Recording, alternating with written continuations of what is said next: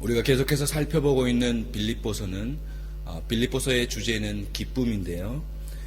이 기쁨은 상황을 뛰어넘고 환경을 뛰어넘고 모든 조건을 뛰어넘게 하시는 하나님의 기쁨을 말씀하여 주고 있습니다.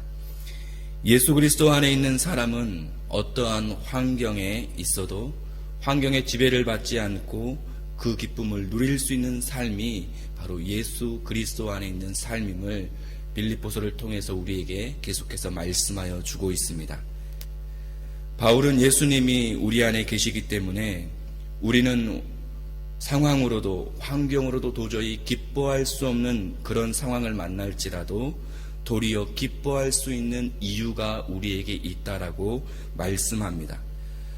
그래서 주님이 다스리시는 하나님의 나라는 로마서 14장 17절 말씀에 보면 먹는 것과 마시는 것에 있지 않고 오직 성령 안에 있는 의와 평강과 희락이라고 우리에게 말씀합니다.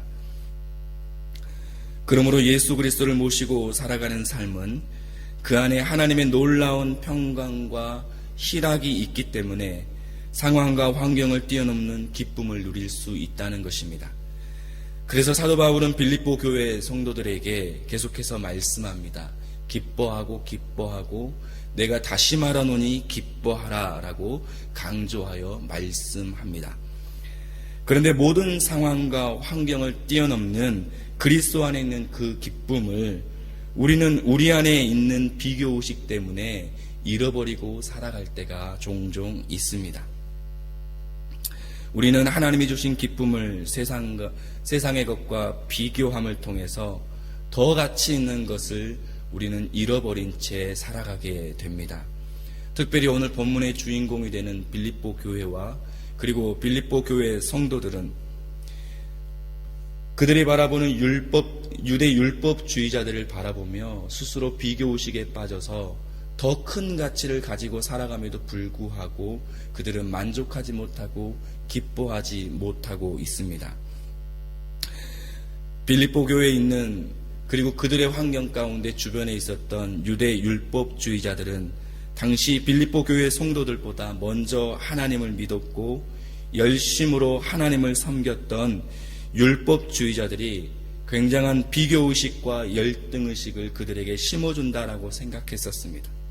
왜냐하면 그들이 먼저 하나님을 믿었고 그들이 먼저 하나님을 알았고 그들이 먼저 하나님의 율법을 지키고 살아간다라고 생각하기 때문이었습니다. 반대로 빌립보 교회 성도들은 이방인들이었다라고 본인들이 여전히 이방인에 속한 자들이다라고 생각하고 있었습니다. 왜냐하면 헬라 문화권 속에 있었고 마케도니아 속에서 방탕하게 살아가는 그 문화 속에서 살아가고 있었기 때문입니다.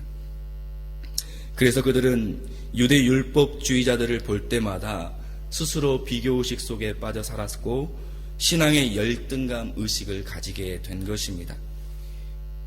유대인들이 할례를 받은 것을 자랑하고 율법을 자랑하고 자기들이 지키고 있는 율법의 조항들을 자랑할 때마다 빌립보 교회 성도들은 외적으로 보이는 그들의 스스로의 초라함 때문에 하나님 안에 있는 큰 기쁨을 잃어버린 채 살아가고 있다라는 사실입니다. 그런데 오늘 본문의 2절에 보면 육체를 자랑하고 할례를 자랑하고 의식을 자랑하는 자들을 향하여 사도 바울은 그들을 향하여 개로 비유하고 행악하는 자라고 그렇게 강하게 신랄하게 비판하고 있는 모습을 보게 되어집니다. 오히려 그들은 예수 그리스도에 걸리는 자들이고 십자가에 거치는 자들이고 이 세상의 어떤 죄악보다도 복음의 걸림돌이 되고 십자가를 어리석게 만드는 것이라고 바울은 이야기하고 있습니다. 외적인 조건이 완벽해 보이는 것처럼 보이지만 그것이 십자가에 거치는 것이 되고 복음에 거치는 것이 되고 있다라고 바울은 이야기합니다. 그래서 바울은 십자가를 붙들고 그리스도를 붙들고 성령으로 봉사하며 그리스도 예수를 자랑하고 육체를 신뢰하지 않는 너희가 진정한 할례자다라고 빌립보 교회와 성도들에게 이야기합니다. 너희들이 성령으로 행하는 너희들이 진정한 하나님의 사람이라고 이야기하고 있습니다. 사랑하는 여러분, 오늘 여러분 안에, 율법의 틀 안에 여러분 스스로를 가두어 두고 계시지는 않습니까? 외적인 것으로 인하여서 하나님의 진정한 가치를 잃어버린 채 살아가고 계시지는 않습니까? 오늘 이 아침에 다시 한번 우리 안에 있는 세상의 것으로 바꿀 수 없는, 세상의 것으로 채울 수 없는 주 안에 있는 가치 있는 큰 기쁨을 누려가시는 저와 여러분이 되실 수 있기를 간절히 소원합니다.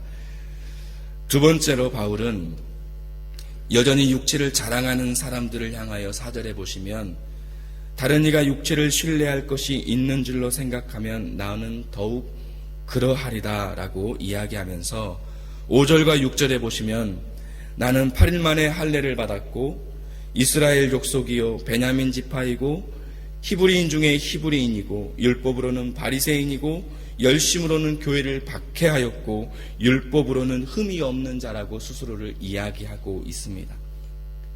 바울의 종교적인 배경과 그의 육체적인 배경을 보면 그 누구보다도 더 자랑할 것이 많은 사람이었습니다. 바울은 이러한 자신의 조건과 배경이 태어나면서부터 얻어지는 것도 있었지만, 그러한 조건을 갖추기 위해 스스로의 열심도 그는 함께 있었습니다. 그는 이러한 것을 얻기 위해 모든 열정과 최선을 다하였던 사람이었습니다. 그런데 9절의 말씀에 보시면 예수 그리스도 안에서 발견되는 것보다 더 고상하고 소중한 가치가 없기 때문에 이제는 자신의 육체적인 모든 배경이 하나님 앞에서 배설물과 같이 여기고 그리스도를 믿는 믿음밖에 없다라고 그는 자랑하고 있습니다. 사도 바울은 그리스도를 얻고 그리스도 안에 발견되는 것이 이 세상의 최고의 것보다 더 가치 있음을 깨닫게 되었습니다.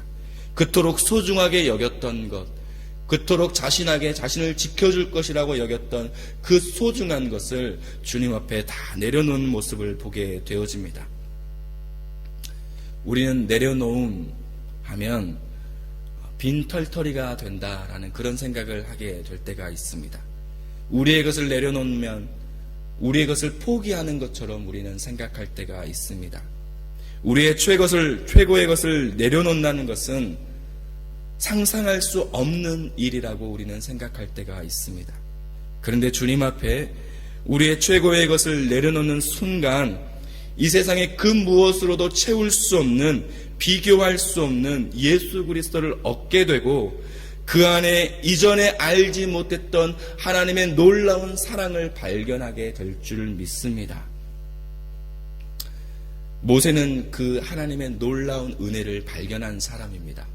그래서 히브리서 11장 24절에서 26절 말씀에 보면 모세는 장성하여 바로의 공주의 아들이라 칭함을 받기를 거절하고 도리어 하나님의 백성과 함께 고난받기를 잠시 죄악의 낙을 누리는 것보다 더 좋아했다라고 성경에서 기록합니다. 모세는 당시의 최대 강국이었던 애굽의 왕 바로의 딸 양 아들이었습니다. 우리는 그 자리에 어떻게 해서든지 오르고 싶어 합니다. 최고의 자리에 우리는 수단과 방법을 가리지 않고 오르고 싶어 하는 것이 오늘 우리의 마음입니다. 그런데 모세는 그 자리에서 스스로 내려왔습니다. 그 당시 애굽처럼 호화롭고 강한 나라는 없었습니다. 최고의 나라였습니다. 그런데 모세는 그 모든 것을 다 내려놓고 하나님의 백성과 함께 그리스도를 위해 고난받기 위해 스스로 내려왔습니다. 최고의 것을 내려놓고 그리스도를 위해 고난받기 위해 스스로 그 자리를 내려온 사람이 모세였습니다. 그렇게 모든 것이 가능했던 이유가 무엇일까요? 히브리서 11장 26절 말씀을 보시면 애굽의 모든 보화보다 더 큰 재물로 여겼다라고 말씀합니다. 그게 무엇이냐면 이는 상 주시는 이를 바라보았다라는 사실입니다.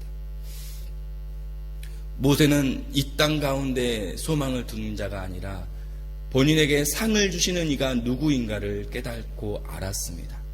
나에게 상 주시는, 최후의 상을 주시는 분이 누구인가를 모세는 발견하게 되었습니다. 모세는 무엇 때문에, 바울은 무엇 때문에 그렇게 최고의 가치에서 최고의 것을 내려놓을 수 있었을까요? 예수 그리스도 안에 내가 발견되었기 때문에, 예수 그리스도 안에 내가 발견되는 것이 이 세상의 최고의 가치보다 더 귀한 것을 깨달았기 때문에 가능한 것입니다. 모세는 육체의 최고의 것을 바라보는 것이 아니라 상 주시는 이가 누구인가를 바라보았습니다. 최고의 가치가 어디 있는가를 그는 발견하게 되었습니다. 사랑하는 여러분, 오늘 저와 여러분의 삶이 최고의 것을 바라보는 것이 아니라 이 땅의 최고의 것 가운데 우리의 마음을 두고 살아가는 저희가 아니라 우리에게 더 가치 있는 것을 주시는 예수 그리스도를 바라보고 예수 그리스도 안에 우리가 발견되는 것을 소망하며 살아가는 저와 여러분의 삶이 되시기를 주님의 이름으로 축원합니다. 함께 기도하시겠습니다.